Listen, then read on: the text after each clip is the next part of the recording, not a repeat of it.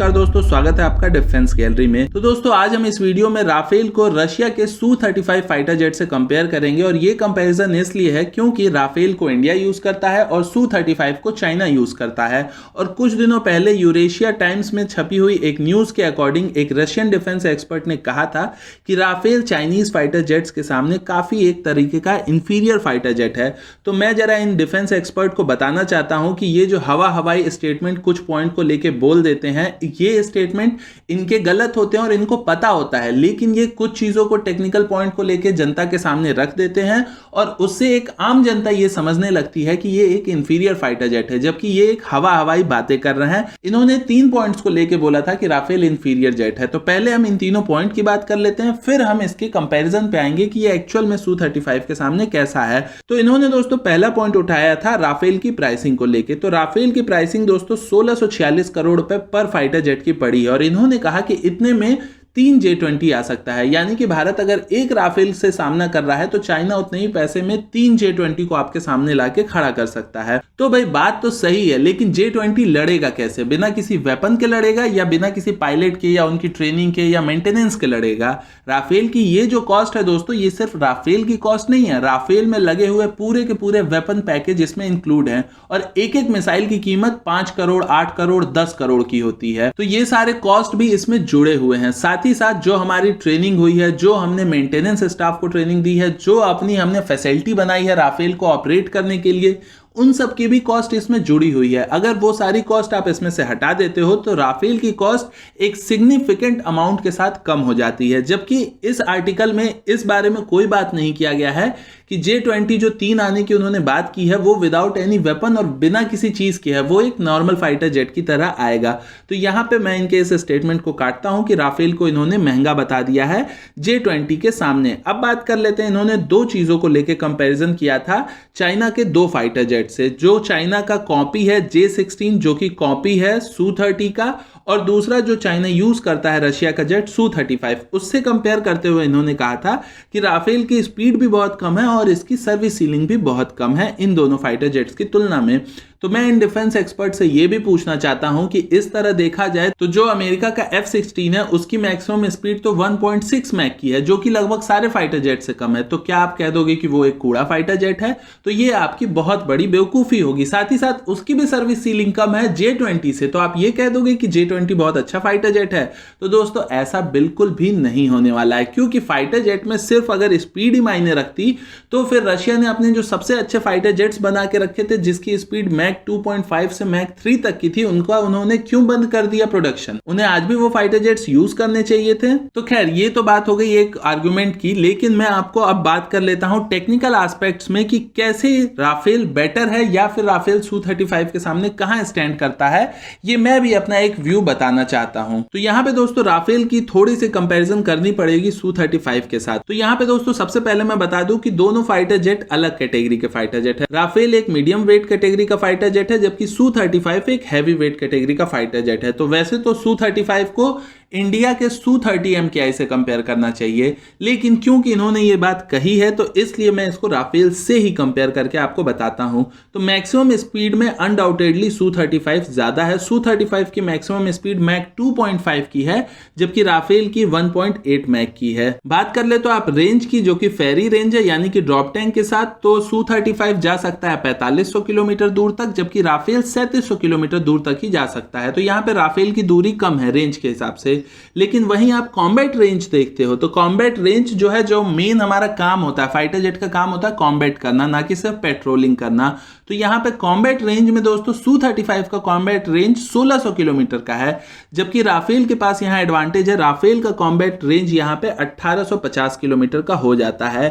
Service ceiling Su-35 की 59,000 feet की है, जबकि राफेल की 52,000 फीट की है। तो यहां पे एडवांटेज Su-35 के पास है कि इसकी सर्विस सीलिंग ज्यादा है। वहीं पे रेट ऑफ क्लाइंब की बात कर लेते हो तो वहां पे आप देखते हो कि Su-35 में इतना पावरफुल इंजन और इतनी स्पीड होने के बावजूद भी इसका जो रेट ऑफ क्लाइंब है वो 280 मीटर पर सेकंड का है, जबकि राफेल का 308 मीटर पर सेकंड का है। तो यहाँ पे आप देख सकते हो साफ कि राफेल के पास आरओसी के मामले में ज्यादा एडवांटेज है और ये डॉग फाइट और इवन BVR फाइट में भी काफी ज्यादा मायने रखता है। वहीं आप थ्रस्ट टू वेट रेशियो की बात बात करते हो तो वो लगभग दोनों का बराबर है।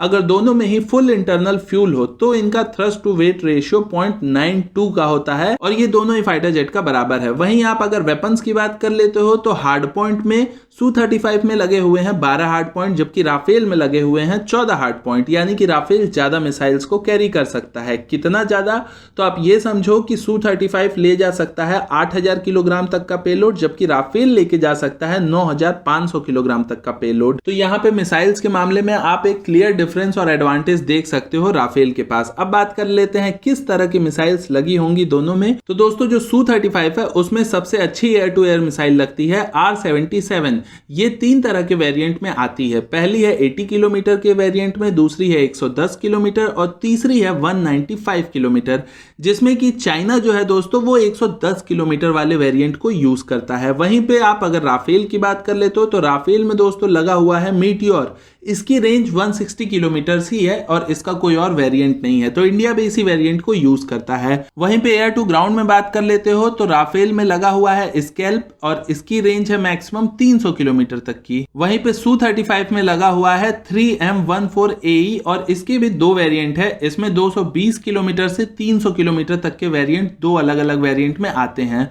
और 300 से ज्यादा किलोमीटर की कोई भी मिसाइल चाइना के पास कभी भी रशिया की हो नहीं सकती, क्योंकि आपको पता है कि चाइना MTCR का मेंबर नहीं है। तो रशिया चाह के भी 300 किलोमीटर से ज्यादा रेंज की मिसाइल दे नहीं सकता चाइना को। तो यहाँ पे हम मान के चलते हैं कि चाइना के पास 220 किलोमीटर से 300 किलोमीटर रेंज तक की ही कोई मिसाइल होगी एयर टू ग्राउंड मोड में। तो अब बात कर लेते हैं रडार की। तो रडार में दोस्तों Su-35 में वैसे तो एक पैसा यानी कि passive electronically scanned array radar लगा हुआ है, लेकिन ये काफी स्ट्रॉन्ग है। इसका नाम है IRBIS-E और इस रडार की रेंज दोस्तों 200 से 250 किलोमीटर तक की होती है for any 2 metre square target. वहीं बात कर ले तो आप राफेल की, तो राफेल की जो मैक्सिमम रेंज है वो है 200 किलोमीटर तक की for any 2 metre square target और इस रडार का नाम है RBE-2 AESR रडार। तो दोस्तों यहाँ पे हो सकता है आपको लगे कि राफेल का जो रडार है ये एक AESR रडार है और Su-35 का एक PESR रडार है। फिर भी Su-35 की कैपेबिलिटी ज्यादा क्यों है? तो दोस्तों इसके पास पावर ज्यादा है, लेकिन एक्चुअल में AESR रडार होने का मतलब सिर्फ रेंज नहीं होती है, बाकी चीजों में आपको फायदा मिलता है। जैसे कि राफेल लगभग 40 टारगेट को एक साथ ट्रैक कर सकता है, जबकि Su-35 की बात की जाए तो वो 30 टारगेट को ही एक साथ ट्रैक कर सकता है। तो इस तरह की डिफरेंस आपको रडार की वजह से देखने को मिल सकते हैं। अब बात कर लेते हैं रडार ट्रैक किसी को कैसे करेगा। तो उसमें दोस्तों रडार क्रॉस सेक्शन की बहुत वैल्यू होती है। तो राफेल का रडार क्रॉस सेक्शन दोस्तों 0.5 से 1 मीटर स्क्वायर के बीच का है, जबकि Su-35 का जो है रडार क्रॉस सेक्शन ये 3 मीटर स्क्वायर से ज्यादा का है। तो यानी कि रडार के मामले में अगर बात की जाए दोस्तों तो रडार में ऑब्वियस है कि Su-35 का रडार जो है वो थोड़ा पावरफुल जरूर है, लेकिन रडार क्रॉस सेक्शन आप देख सकते हो कि राफेल का काफी कम है और यही एक रीजन है दोस्तों जिस वजह से Su-35 को राफेल पहले ट्रैक कर लेगा, एटलीस्ट 20 से 30 किलोमीटर पहले। यानी कि जब Su-35 देख पाएगा राफेल को, उसके 20 से 30 किलोमीटर पहले से ही राफेल कैपेबल होगा Su-35 को देखने में और आराम से राफेल 160 किलोमीटर के रेंज में आते ही अपनी मीटियोर मिसाइल से Su-35 को मार के गिरा सकता है। और मीटियोर मिसाइल मुझे बताने की जरूरत नहीं है कि दुनिया की सबसे बेस्ट मिसाइल है, तो इसलिए मीटियोर से बचना भी Su-35 का काफी ज्यादा मुश्किल हो जाता है। यानी कि BVR के केस में दोस्तों राफेल को ही एडवांटेज होगा, क्योंकि 160 किलोमीटर के डिस्टेंस पे Su-35 राफेल को ट्रैक कर पाए ये काफी ज्यादा मुश्किल है। Su-35 को एटलीस्ट 15 से 20 किलोमीटर और ज्यादा पास आना पड़ेगा राफेल के, अगर वो उसे राफेल को ट्रैक करना चाहता है। तो इस केस में राफेल के पास पहला एडवांटेज हो जाएगा। लेकिन वहीं आप बात कर ले तो अगर क्लोज कॉम्बैट रेंज की, तो अगर क्लोज में दोस्तों आ गए, यानी कि एक तरीके से आप समझो कि with in visual range fight हो रही है, डॉग फाइट हो रही है, तो उस केस में दोस्तों दोनों ही फाइटर जेट में से किसी के भी जीतने के चांसेस हो सकते हैं। यानी कि दोनों ही फाइटर जेट अगर 50-60 किलोमीटर की दूरी पे आके लड़ रहे हैं तो, और उस केस में मैं कह सकता हूं कि हाँ Su-35 के पास थोड़ा सा एडवांटेज जरूर है, क्योंकि ये थोड़ा ज्यादा एजाइल है और इतने पास के डिस्टेंस पे आके आपके जो इलेक्ट्रॉनिक काउंटर मेजर सिस्टम होते हैं वो भी बहुत ज्यादा काम नहीं आते हैं, क्योंकि एक मिसाइल अगर आपका दुश्मन आपके ऊपर फायर कर देता है तो आपके पास इतना टाइम ही नहीं हो पाता है कि आप उसे डॉज कर पाओ या फिर आप उसे जैम कर पाओ, इतना ज्यादा टाइम नहीं होता है। ये सारी टाइमिंग आपको होती है जो BVR फाइट है, यानी कि 80-100 किलोमीटर से ज्यादा दूर की रेंज से अगर मिसाइल फायर की गई है तो उस केस में दोस्तों राफेल के पास सिर्फ पहले फायर करने का एडवांटेज ही नहीं होगा Su-35 के सामने, साथ ही साथ एक और एडवांटेज होगा कि अगर राफेल को ट्रैक कर भी लेता है Su-35 किसी सिचुएशन में, तो उस केस में अगर Su-35 ने अगर अपना पहला अटैक किया तो राफेल का जो स्पेक्ट्रा इलेक्ट्रॉनिक वॉरफेयर सिस्टम है, ये आपको भी पता है दोस्तों कि ये किसी भी रशियन सिस्टम से काफी ज्यादा बेटर है और राफेल काफी हद तक कैपेबल होगा रशिया की R-77 मिसाइल को जैम करने में या फिर उसे धोखा देने में।